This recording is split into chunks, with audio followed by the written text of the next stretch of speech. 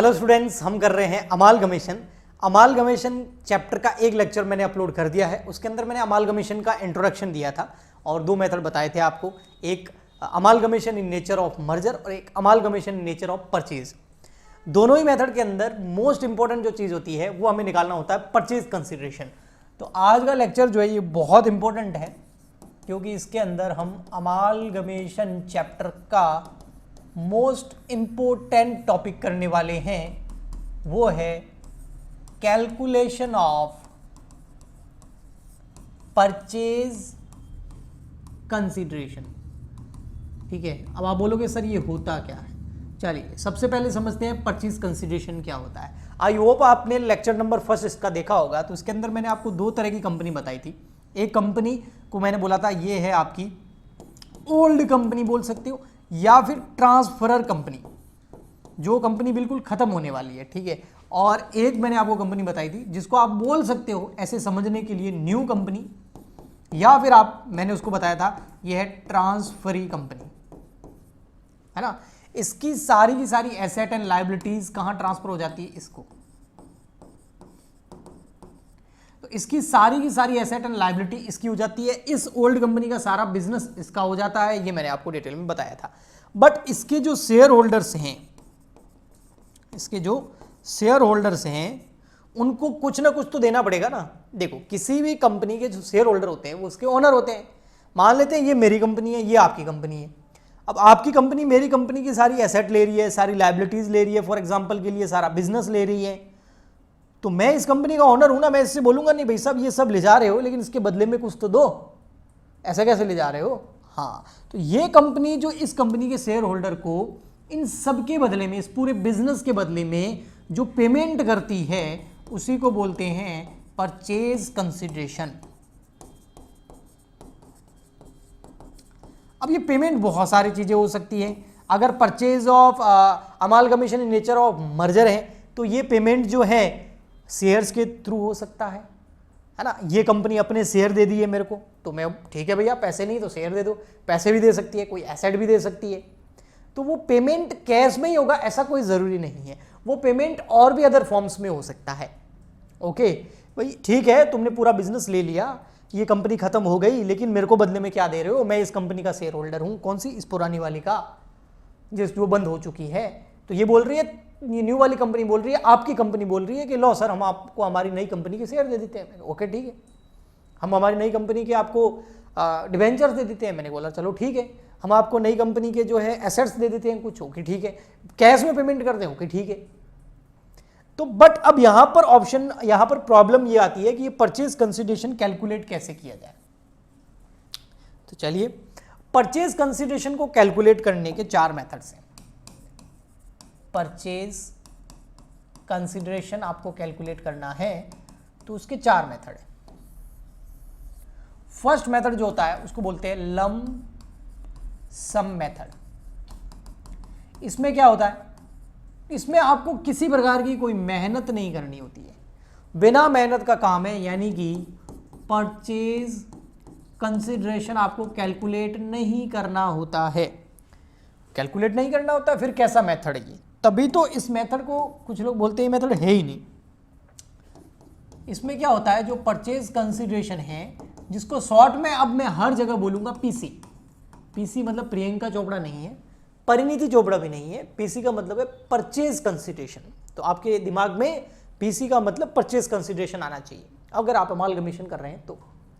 सो purchase consideration यानी कि PC जो है लंप सम मेथड के अंदर गिवन इन क्वेश्चन, आपको क्वेश्चन में दे रखा है। ओके, हम सीधा जनरल एंट्री की ओर बढ़ जाएंगे। पहले चेक करेंगे कि जो ये मर्जर है, ये जो अमालगमेशन है, ये नेचर ऑफ मर्जर है या नेचर ऑफ परचेज है। फिर हम उस हिसाब से आगे जनरल एंट्री करेंगे, जो आने वाले लेक्चर के अंदर मैं आपको बताऊंगा। सेकंड मेथड इसके अंदर जो आता है वो है नेट एसेट मेथड। यस, कौन सा?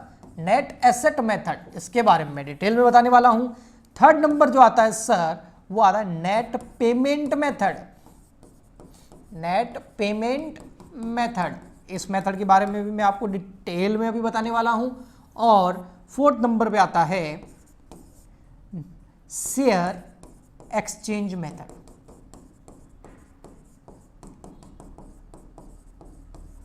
मुझे तो थर्ड और फोर्थ लगभग एक जैसे लगते हैं, ज़्यादा फर्क लगता नहीं है, लेकिन है तो ओके।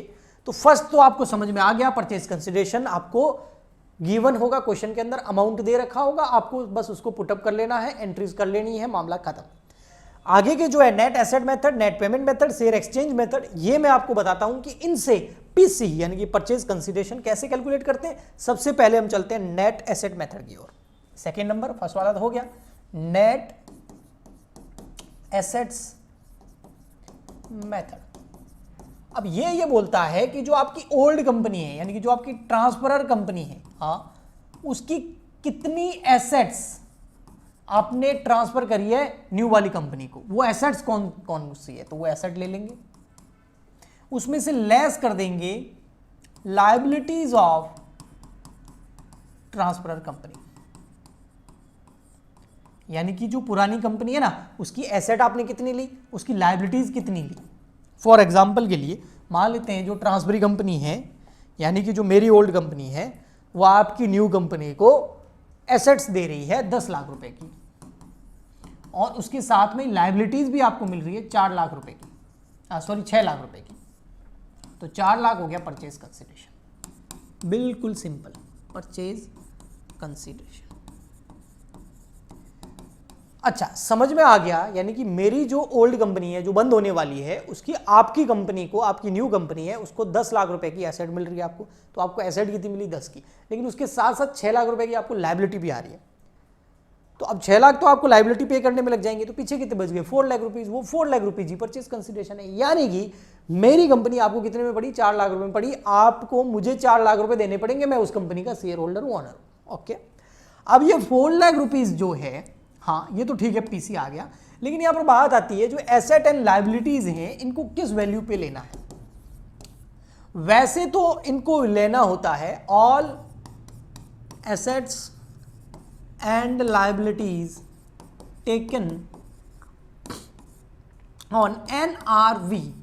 एनआरवी का मतलब होता है नेट रियलाइजेबल वैल्यू, लिख दो क्या, net realisable value. If NRV not given in question, अगर आपको क्वेश्चन में NRV नहीं दे रखी है, बस मतलब आज के दिन अगर एसेट को बेचे तो कितने रुपए मिलेंगे, तो वो वैल्यू अगर आपको मार्केट वैल्यू नहीं दे रखी है, NRV not given in question, then we will take book value of asset and liability. तो फिर हम उस सभी एसेट एंड लायबिलिटी की बुक वैल्यू मतलब जो बैलेंस शीट में वैल्यू दे रखी है वो ले लेंगे।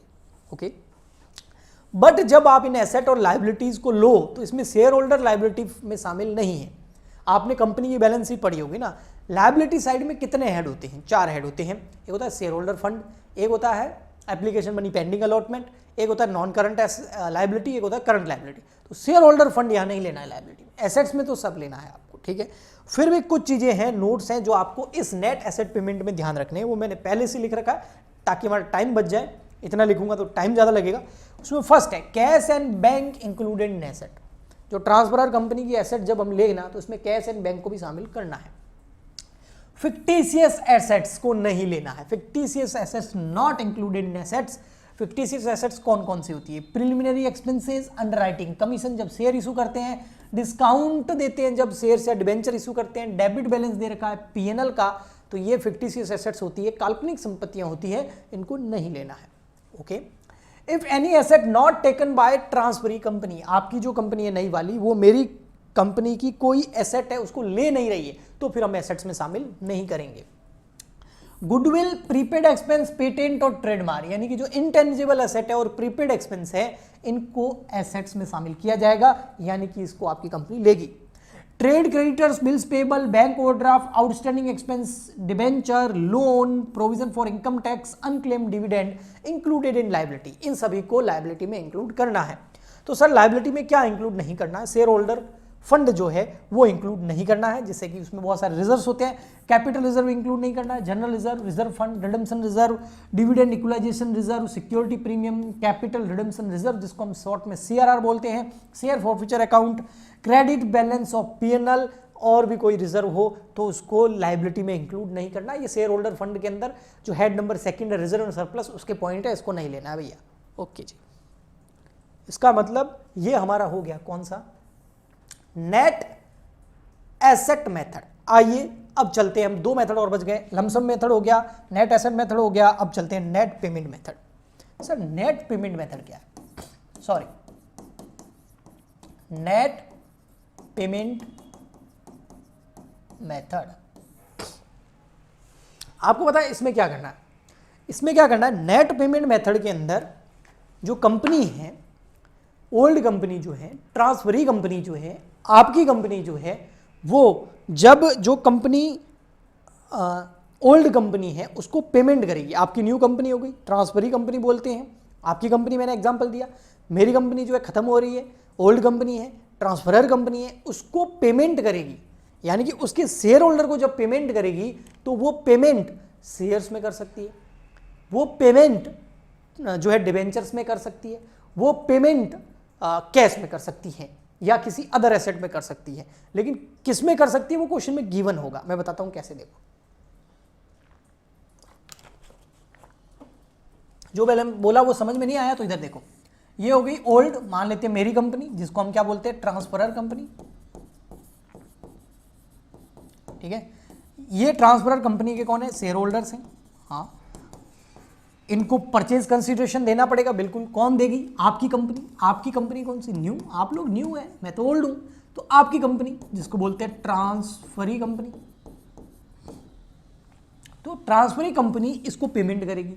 लमसम पेमेंट मेथड में तो क्वेश्चन में दे रखा होता है, नेट एसेट मेथड लगाना होता है तो सारी एसेट लेके लायबिलिटी लेस कर दो उसके अंदर, फिर आ जाता है, कुछ नोट्स भी हमको ध्यान रखने होते हैं, तो परचेज कंसिडरेशन आ जाता है। अब यहां पर क्या होगा, इन शेयर होल्डर्स को ये कंपनी अपने शेयर्स दे सकती है ना, shares of new company, debentures of new company, cash payment कर सकती है या कोई अदर पेमेंट कर सकती है, किसको, share holders of old company को। कई बार क्या होता है, ओल्ड कंपनी में शेयर होल्डर तो होते ही होते हैं, डिबेंचर होल्डर भी होते हैं।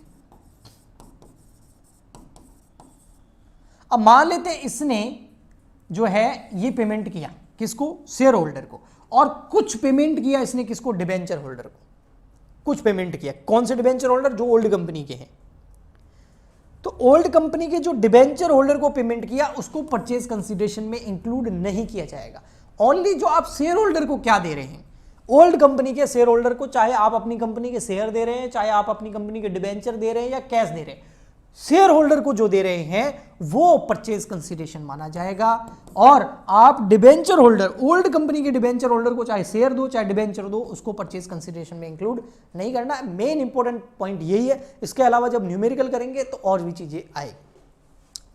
लास्ट एंड फाइनल वो है आपका शेयर एक्सचेंज मेथड।